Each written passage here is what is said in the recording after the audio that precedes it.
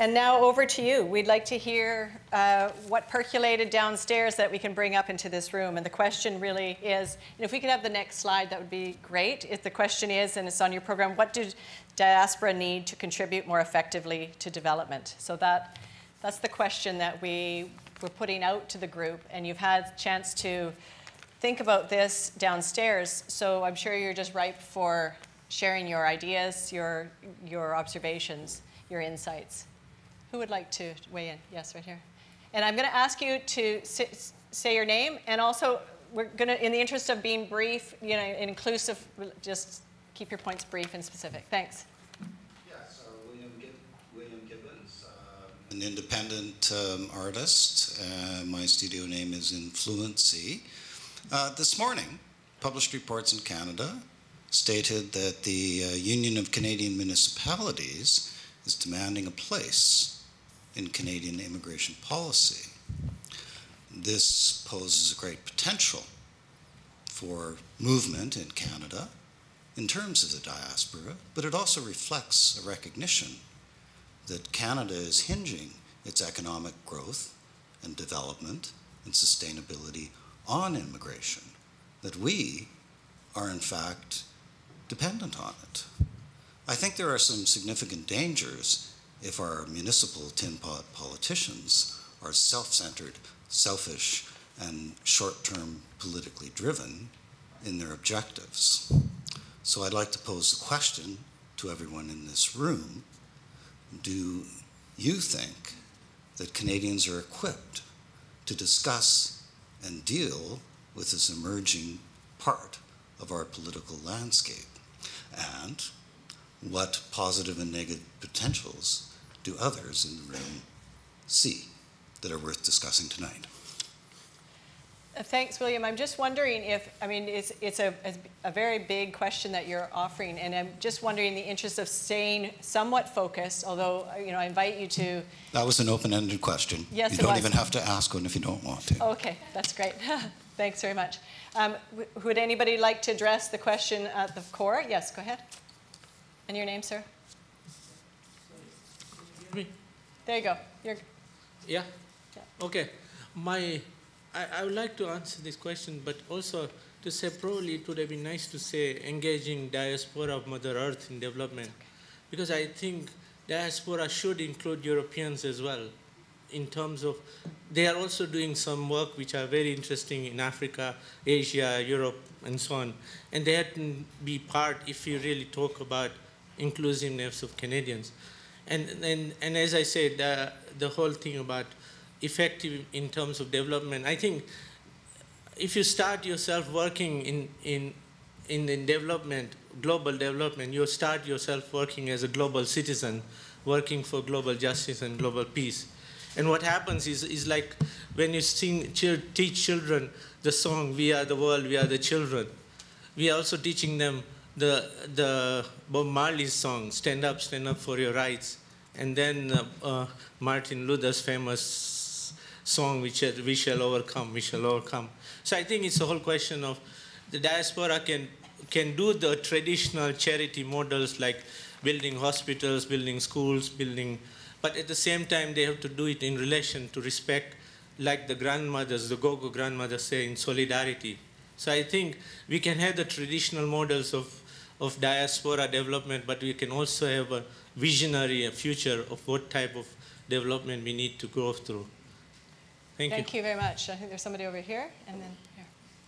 Hi, my name is Maruna Gani, and I just wanted to thank James for his research findings. I thought it was very appropriate to the conversation that the second group I was in, the conversation we had. So I'm going to keep it brief. There was two things that I reflected on with this question, and one of them is more around this a fear, I guess, that diaspora is not simply seen as people in the diaspora are not simply seen as the only people to do development work, and that diaspora is by focusing on that those who are not, who see themselves as not in the diaspora, wipe their hands clean and say, okay, the work is being done by somebody else. So I think that's really important to recognize. And at the same time, I'm conflicted with it, with this idea, because at the same time, I also recognize it is important for diaspora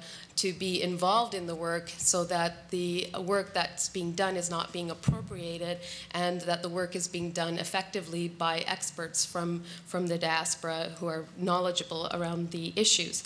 The second point is that I think in terms of contribution, diaspora is a two-way kind of approach, and I think the statement that James made around Canada, that diaspora is also developing Canada, is really important. So part of that development is that diaspora, I feel, needs to be involved in the institutions and societies that in the institutions in society that are influencing economically and politically the kinds of decisions that take place in the developing countries. So I think that diaspora needs to be involved in those leadership areas to be able to make effective change and hold decision-making where there's money and power involved.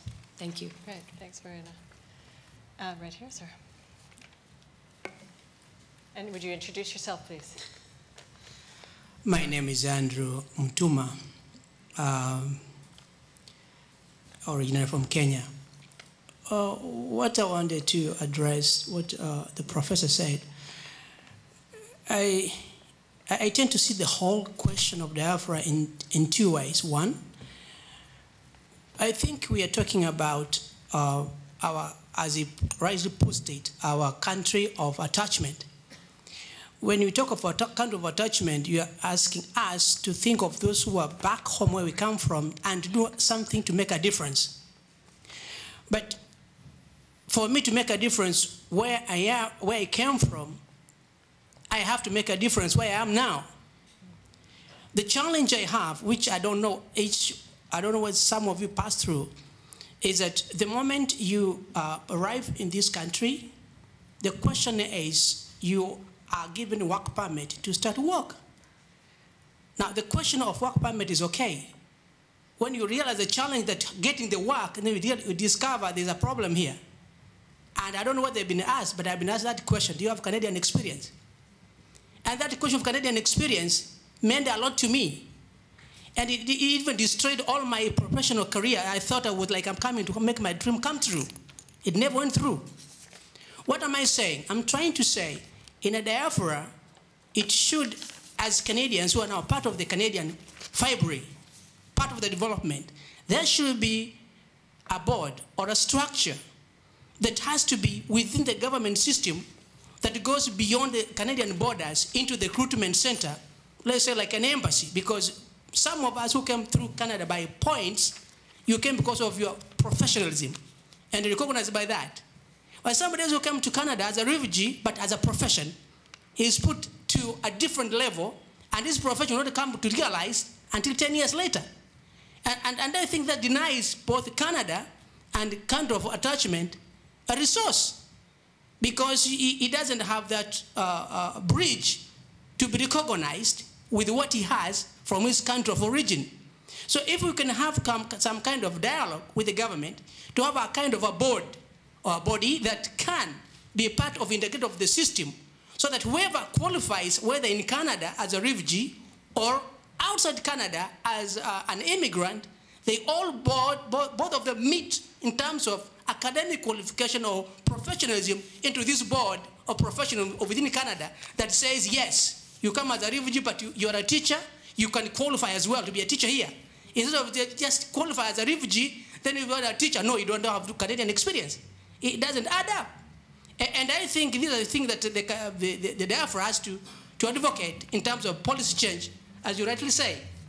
And then you come to institutional framework, which I talk about organizational framework. We all about represent different organizations that we want to represent from all countries.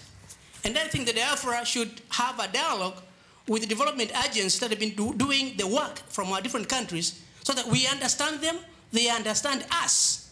So that we understand the policy framework which they operate in, because some of us, we see them on the TV, then we go back home, we come back here, and days come in, we do it individually, and then we put it as small groups. We never make any efforts as a group. Thank you. Great. Thank you very much.